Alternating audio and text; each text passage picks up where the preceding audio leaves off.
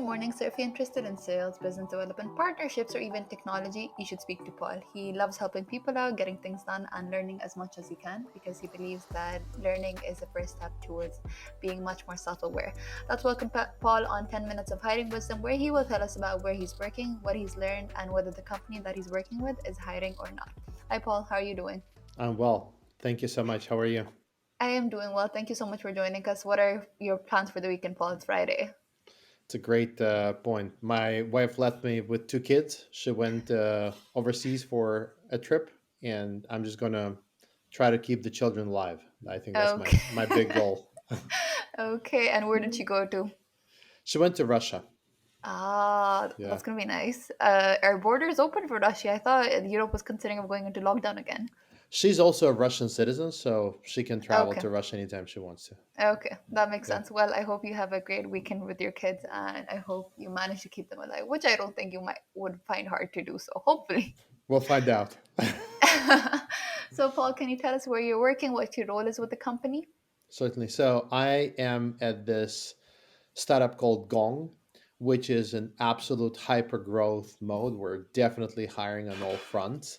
And I am director of partnerships. So my job is to engage with third parties and make sure that they help us integrate Gong into our customers' base.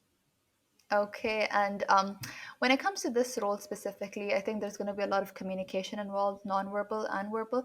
How do you make sure you communicate with third parties in such a way which eventually translates into a better relationship being built between you two? Certainly. I think the most important thing is actually not communicating, but listening to them. So that's the first goal and kind of the first skill set that we're looking for, somebody who can listen without interrupting and truly empathize with what the organization wants to achieve and sort of understanding what their big strategic goals are and aligning the conversation along those goals. Okay. And I think I'd like to hear because I think third parties usually as in like in this world we get faced with a lot of rejection. If for instance you reach out to someone and the party is like no, how do you deal with the rejection? Because I think a lot of people usually take a step back and they are like, "Oh, is there something that's going on with me?" So how do you deal with rejection? I mean, I've been in sales for a long time. I've developed a pretty thick skin, and I'm just generally not a person that's easily offendable. It's more I'm just trying to understand why they're saying no, and what would they say yes to. But yeah, yes, not all partnerships are going to work out. I just want to understand what is the reason behind rejection, and can we align with them strategically in terms of understanding what they're interested in, and maybe we can find some common ground. And sometimes it's good to part ways as friends and come back to it later. This has happened in my career as well. The no today doesn't mean no next year. That's very true. I think sometimes the timing doesn't work out. A company might not have the funding. A company might be in a bad place. So you, as in, like, it's not necessary that you always have to take it personally because it might not have to do with you in the first place. So thank you for sharing that, Paul. I can Yes. definitely relate to that. And Paul, you mentioned that your company is hyper growing and there's a lot of openings.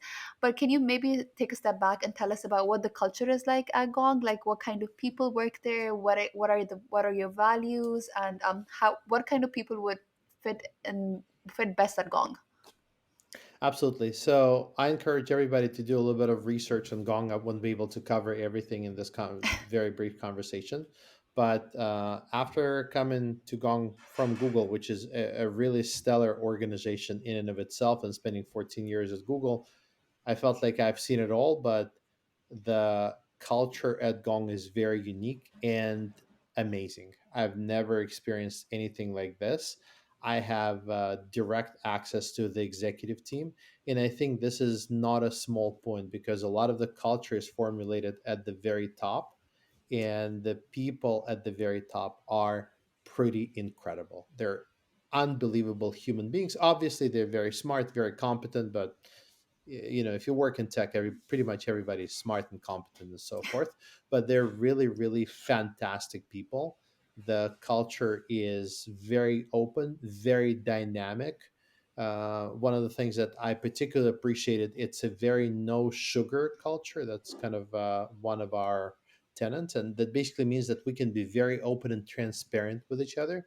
We like to act immediately, and there is a great potential for growth and great potential for engaging with executives. We're several hundred people now, so we're not a small startup by any stretch of the imagination, and yet the access that you have to the executive team is pretty much unprecedented, and I love that as well. And of course, you're surrounded Okay. by people that are like-minded, so it's pretty unique. I haven't seen that kind of culture anywhere else, and I could not be happier. Okay, I think I'd like to know, you mentioned that you guys don't sugarcoat anything, which is good essentially, but where do you guys draw the fine line between being too blunt to people who might be too sensitive to feedback, and then making sure that you provide enough feedback for a person to grow? Certainly, How do you manage the it's a really balance? good question, and I think it's true for even personal relationships or the way that we communicate with our children, spouses, friends, and so forth. I think it's useful to be direct, but you need to find the right time and the right place. And also, let's remember that you should be tactful and respectful. And the question that I ask myself is, anytime I open my mouth, am I going to be an asset to this conversation, or am I going to be a liability to this conversation? So it's a judgment call. But I think with experience and just a little bit of thinking, anybody can arrive to some sort of a happy medium. It doesn't work all the time. And also, getting to know the person that you're talking to is very helpful. And that's why understanding where the person is coming from and using empathy is helpful. These are some of the cool tools that you can bring on board to help you understand when, how, and to whom and what to say. Okay, I like that approach that you take, whether you're assessing yourself to be an asset to the conversation or liability, because I think you need to be self aware in order to ensure that you're not going to be affecting anyone else. So, thank you for Of sharing course. that, Paul. And, Paul, the last question would be, you mentioned that your company is hiring. What kind of positions are open? What roles are being considered the most active? And what kind of people are you wanting to join your company? Certainly. So we are very much a go-to-market company. So we have a ton of open sales roles, everything from SDR roles to mid-market, enterprise, strategic accounts. We have a lot of customer success roles. We have a ton of marketing roles, and it's all on the website. So I strongly encourage anybody to go and check out the stuff that's on the website. As far as the folks that we're looking for people who will embody our culture, who will do due diligence and understand what the culture is all about and embrace the culture. Competent people, but very kind people, people who work as a team. So, win as a team is yet another tenant of ours. And people who want to learn more about the product and curious and want to help people. Essentially, what we're looking for. Okay. That sounds like an amazing culture, and I think people would be lucky to be a part of this culture because I think although you guys started off quite late, you guys are doing so well, and your company has grown so much, and it's on its way. Could be a unicorn company, so it sounds absolutely amazing. So thank you for sharing Absolutely. that. And J- Paul, sorry, that just is a quick comment. We sorry. have Go. we have Of course. exceeded the unicorn status, so we're. Oh, Thank you very much. congratulations! I read about it a while Yes. ago. Yeah. So as in, you guys were on your way. So you guys hadn't hit the mark. Yes. So Absolutely. Yeah. Just congratulations. wanted to make that Well, clarification. of course, thank you for sharing that. That's definitely news to me as well, and I'm really happy to hear that. Well, Paul, thank you so much for coming on the show. Our time is up, and I hope you have a great weekend with your kids, and I Thank hope you you so have fun. much. Take care. Bye.